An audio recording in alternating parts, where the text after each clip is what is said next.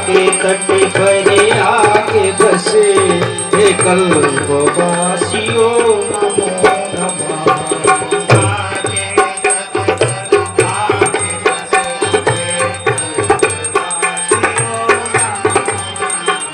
गंगा के तट पर आके बसे हे कल्पवासियों नमो।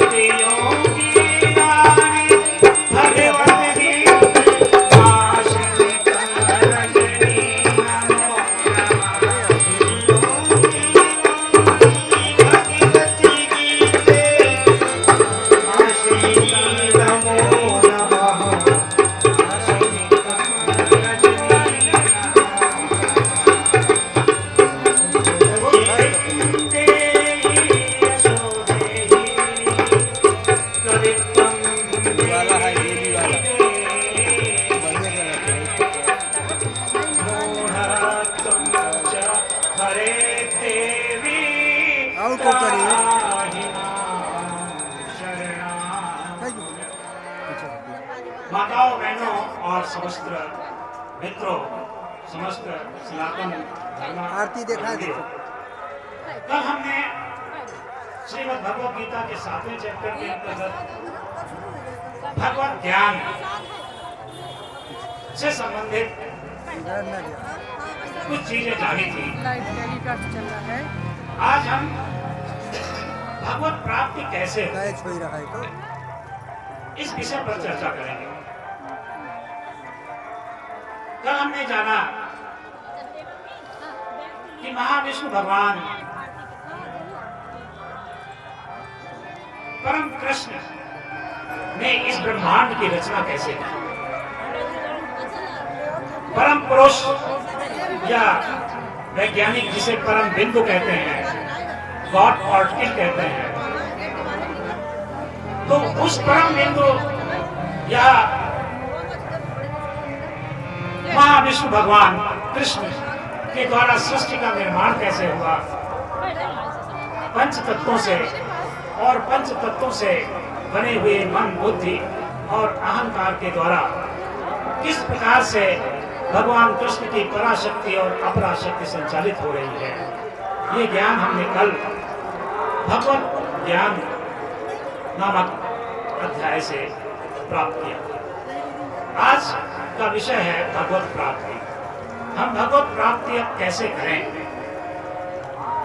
अर्जुन ने श्री कृष्ण से पूछा कि हे कृष्ण, आप मुझे ये बताइए, किम तद ब्रह्म किम अध्यात्मम किम कर्म पुरुषोत्तम अधिभूतम च किम प्रोक्ता मधिदैवा प्रमोच्यते अधियज्ञः कथं गोत्र देहस्मिन् मधुसूदन प्रयाण काले च कथं देवोषि नियतात्मनि। अर्जुन भगवान कृष्ण से ये 5 प्रश्न करते हैं। किम तद ब्रह्म किम अध्यात्मम। हे कृष्ण, ये बताइए कि ये ब्रह्म क्या है, अध्यात्म क्या है और कर्म क्या है। और साथ ही ये भी पूछा कि ये अधिभूत और अधिदैव ये क्या चीज है और अधियज्ञ क्या है। इन 5 प्रश्नों को अर्जुन ने जिज्ञासावश कृष्ण से जानना चाहा। भगवान कृष्ण ने इसका उत्तर दिया, हे अर्जुन, अक्षरं ब्रह्म परमं स्वभावोऽध्यात्ममुच्यते। हे अर्जुन, ब्रह्म तो आत्मा स्वयं है जो अविनाशी है, मेरी ही तरह अनादि और अविनाशी है। यही तो ब्रह्म है, आत्मा ही ब्रह्म है। वेदों के भी यही वाक्य है, अहम ब्रह्मास्मि, मैं ही ब्रह्म हूं, यानी आत्मा ही ब्रह्म है। उसी को भगवान कृष्ण कहते हैं अक्षरम ब्रह्म परमम। जो अक्षर है, जिसका कभी नाश नहीं होता, वही आत्मा ब्रह्म है। और स्वभावोध्यात्म, और उसी आत्मा का, शुद्ध आत्मा का, कर्म बंधन में बंधी हुई आत्मा नहीं, बल्कि जो कर्म बंधन से मुक्त हो, ऐसी आत्मा, उसी का स्वभाव जो है वो अध्यात्म कहलाता है। शुद्ध आत्मा, शुद्ध चेतना ही ब्रह्म का स्वभाव है और उसी को अध्यात्म कहते हैं। इसके बाद अर्जुन प्रश्न करते हैं कर्म क्या है। श्री कृष्ण इसका उत्तर देते हैं कि समस्त जीवधारियों के शरीर के द्वारा, भौतिक शरीर के द्वारा जो कार्य संपादित किए जाते हैं, वो कैसे भी कर्म हो, वो सब कर्म कहलाते हैं। सभी गतिविधियां, सभी जीवात्माओं के द्वारा जो भी गतिविधियां संपन्न की जाती हैं, वह सब कर्म की श्रेणी में आती हैं। वो कर्म कैसा भी हो, खाना पीना, घूमना, कोई भी भाव व्यक्त करना, निष्काम भाव से करना या सकाम भाव से कार्य करना, ये सभी गतिविधियां जीवधारियों के भौतिक शरीर की गतिविधियां ही कर्म कहलाती हैं। लेकिन ये कर्म दो तरह के होते हैं, एक निष्काम कर्म, एक सकाम कर्म। एक ऐसे कर्म जो हम अपने लिए करते हैं और दूसरे प्रकार के ऐसे कर्म जो दूसरों के लिए, परलोक के लिए किए जाते हैं, पर दूसरे व्यक्तियों के लिए किए जाते हैं, दूसरे जीवधारियों के लिए किए जाते हैं, वह सब जो है यज्ञमय कार्य कहलाते हैं। तो दोनों ही प्रकार के कार्य, चाहे वो हमारे अपने व्यक्तिगत इंद्रिय सुख के लिए हो या लोक कल्याण के लिए हो, ये सभी प्रकार के कार्य जो हैं कर्म के अंतर्गत आते हैं। लेकिन दोनों का लक्ष्य अलग होता है और दोनों का फल भी अलग अलग होता है। तो ये सभी प्रकार की जो गतिविधियां जीवात्माओं के द्वारा संपादित की जाती हैं, वो कर्म के अंतर्गत आती हैं। इसके पश्चात अधिभूत, अधिदैव और अधियज्ञ शब्द आता है। इनको भी हम जान लें। अधिभूतम क्षरो भावः पुरुषश्चाधिदैवतम् अधियज्ञो हनेमात्र देहे देहे भृतांबर। अधिभूत क्या है? अधिभूत की भी परिभाषा करते हैं भगवान कृष्ण कि ये परिवर्तनशील प्रकृति और हमारे शरीर की जो प्रकृति है परिवर्तनशील, हमारा शरीर निरंतर परिवर्तित होता रहता है। बाल्यावस्था आती है, युवावस्था आती है, वृद्धावस्था आती है और अंत में ये शरीर समाप्त हो जाता है। इसी तरह से प्रकृति भी निरंतर परिवर्तित होती रहती है। तो इस परिवर्तन को, इस परिवर्तनशील संपूर्ण प्रकृति को अधिभूत कहते हैं। और अधिदैव क्या है, अधिदैव क्या है, भगवान उसकी भी परिभाषा करते हैं कि अधिदैव मेरा ऐश्वर्य है। ये संपूर्ण ब्रह्मांड में जो मेरा ऐश्वर्य प्रसारित है, चाहे सूरज चंद्रमा हो, अनेक प्रकार के ग्रह नक्षत्र हो, चाहे जीवधारियों के शरीर हो, चाहे वनस्पतियों के शरीर हो, ये सारी चीज जो हमें दृष्टिगोचर हो रही है, जो कुछ भी हम देख रहे हैं, वो सब प्रभु का ही ऐश्वर्य है। प्रभु के अलावा, कृष्ण के अलावा, भगवान कृष्ण कहते हैं कि मेरे अलावा ये अन्य कुछ नहीं है, सब कुछ अधिदैव के अंतर्गत आता है। फिर अर्जुन कहते हैं कि ये अधियज्ञ क्या है? तो भगवान इसकी भी परिभाषा करते हैं कि मैं 3 रूपों में विद्यमान हूं। एक तो मैं मनुष्य रूप में, कृष्ण रूप में, अपने परम धाम में हमेशा उपस्थित हूं। कृष्ण रूप में, मनुष्य के रूप में मैं अपने परम धाम में हमेशा स्थित हूं। दूसरा, इस ब्रह्मांड की समस्त प्रकृति में, प्रत्येक कण कण में मैं महाविष्णु के रूप में विद्यमान हूं। ये जो ब्रह्मांड में गति है, प्रत्येक प्रकृति का प्रत्येक कण गतिशील है। ग्रह नक्षत्रों का प्रत्येक कण, सभी ग्रह नक्षत्र गतिशील हैं। प्रत्येक इलेक्ट्रॉन और प्रोटॉन जो कण में, एक कण में इलेक्ट्रॉन और प्रोटॉन विद्यमान है, उनमें गति होती है और ये गति मेरे ही कारण है। तो मैं इलेक्ट्रॉन और प्रोटॉन के माध्यम से प्रत्येक कण में भी विद्यमान हूँ। ये मेरा महाविष्णु रूप है। यानी संसार की जो गतिविधि है, जो संसार की हलचल है, संसार के प्रत्येक कण कण में जो हलचल है, वो मेरा महाविष्णु रूप है। तो मैं अपने धाम में कृष्ण के रूप में, मनुष्य के रूप में हमेशा उपस्थित हूँ। साथ ही संपूर्ण प्रकृति में महाविष्णु के रूप में प्रत्येक कण कण में विद्यमान हूँ और प्रत्येक जीवधारियों के हृदय में भी उपस्थित हूँ, वो मेरा ईश्वर रूप है। भगवान कहते हैं ईश्वरः सर्वभूतानां हृदयेऽर्जुन तिष्ठति भ्रामण्या सर्वभूतानां यन्त्रारूढानि मायया। मैं संपूर्ण जीवधारियों के शरीर में उपस्थित हूँ, आत्मा के साथ, प्रत्येक आत्मा के साथ मैं ईश्वर रूप में उपस्थित हूँ।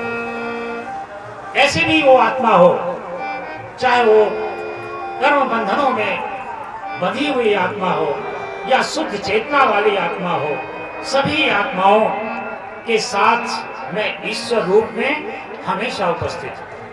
तो इस प्रकार भगवान कृष्ण कहते हैं मेरे 3 रूप हैं। एक तो मैं मनुष्य के रूप में अपने धाम में स्थित हूँ, दूसरा महाविष्णु के रूप में प्रकृति के संपूर्ण कण कण में मैं उपस्थित हूँ, ये मेरा महाविष्णु रूप है, और ईश्वर रूप में प्रत्येक आत्मा के साथ मैं उपस्थित हूँ, ये मेरा ईश्वर रूप है। तभी वो कहते हैं ईश्वरः सर्वभूतानां हृदयेऽर्जुन तिष्ठति भ्रामण्या सर्वभूतानां यन्त्रारूढानि मायया। मैं संपूर्ण सभी व्यक्तियों के हृदय में उपस्थित होकर उनके कर्मों के अनुसार उनको भ्रमण कराता रहता हूं। यानी ईश्वर की उपस्थिति प्रत्येक आत्मा के साथ निसंदेह निश्चित रूप से है, इसमें कोई संदेह नहीं है। लेकिन ये स्थिति कैसे होती है, ये श्वेताश्वर उपनिषद में एक मंत्र है।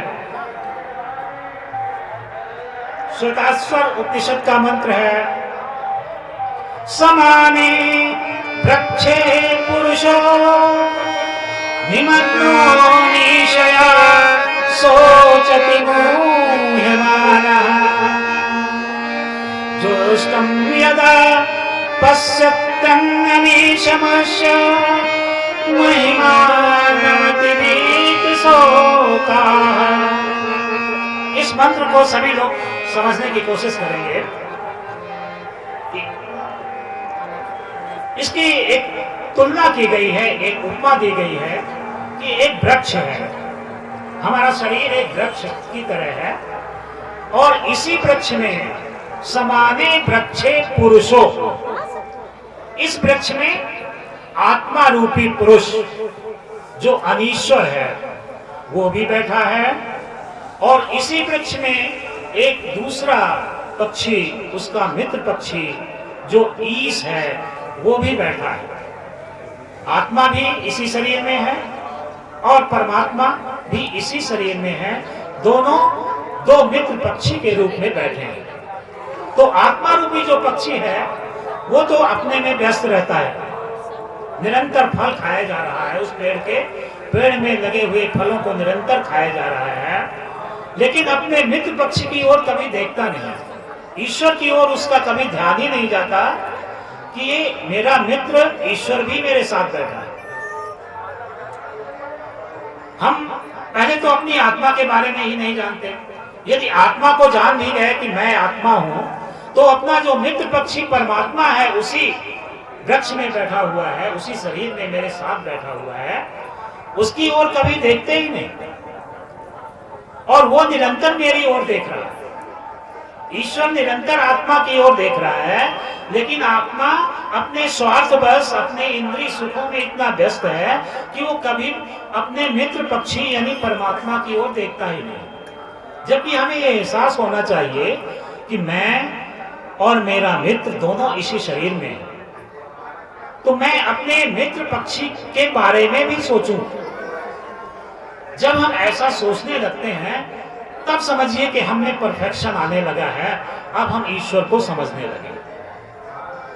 इसमें मैं 4 पंक्तियां जो मैंने लिखी हैं उनको प्रस्तुत करता हूं। हमें सोचना चाहिए, हमें कल्पना करना चाहिए कि मेरे शरीर में बैठा हुआ मेरे साथी मेरा प्रभु कैसा होगा। मेरा प्रभु कैसा होगा, मेरा प्रभु कैसा होगा, मेरा प्रभु कैसा होगा, मेरा प्रभु कैसा होगा। मेरा प्रभु है तो मेरे कैसा ही होगा। मेरा प्रभु कैसा होगा, मेरे कैसा ही होगा। मेरा प्रभु कैसा होगा, मेरे जैसा ही होगा। मेरा प्रभु कैसा होगा, मेरे जैसा ही होगा। मेरा प्रभु कैसा होगा, मेरे जैसे ही होगा। स्नेहमयी आँखों से वह मुझे देखता होगा, स्नेहमयी आँखों से वो मुझे देखता होगा। मेरा प्रभु कैसा होगा, मेरा प्रभु कैसा होगा, मेरे जैसा ही होगा। मेरे जैसा ही होगा। स्नेहमयी आँखों से वह मुझे देखता होगा, स्नेहमयी आँखों से वो मुझे देखता होगा।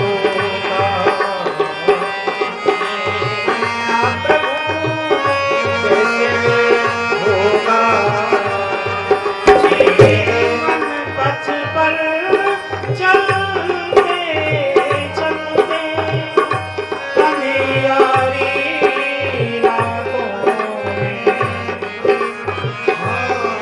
मेरे पथ पर चलते चलते अंधियारी